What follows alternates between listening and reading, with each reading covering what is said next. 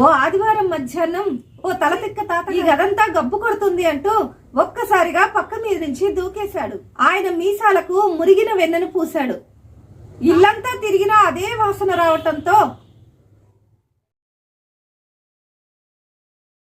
Hi friends, how are you?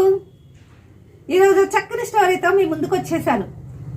ఒక ఆదివారం మధ్యాహ్నం ఓ తలతిక్క తాతగారు తన వాళ్ళను చూసిపోవాలని వచ్చాడు. మధ్యాహ్న కాల సమయంలో ఓ కునుకు తీస్తూ ఉండగా మనవడికి చిలిపి పని చేయాలనిపించి అతని మీసాలకు మురిగిన వెన్న పూశాడు. కాసేపట్లో ఆయన నిద్ర లేస్తూనే చీచి గదంతా గబ్బు కొడుతుంది అంటూ పక్క మించి ఒక్కసారిగా దూకేశాడు. ఇల్లంతా తిరిగితే అదే వాసన. ఇంట్లోంచి బయటికి వచ్చాడు. అయినా అక్కడ కూడా అదే వాసన రావటంతో చిచి ప్రపంచమంతా గబ్బు కొడుతుంది అనుకుంటూ వాపోయాడు. చూసారా, మన మనసులో వ్యతిరేక భావాలను నింపుకున్నప్పుడు ఇలానే ఉంటుంది.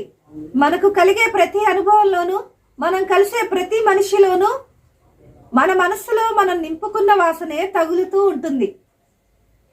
కాదంటారా? ఒక ఆధ్యాత్మిక గురువు ఒక వ్యక్తిని పిలిచి హౌ ఇస్ దిస్ వరల్డ్ అని అడిగాడట.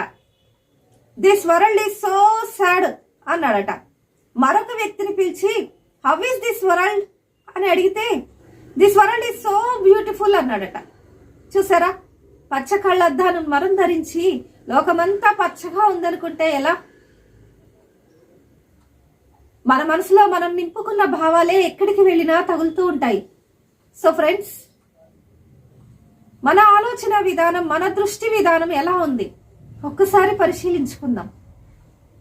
Thank you very much. Like చేయండి, షేర్ చేయండి, కామెంట్ చేయండి.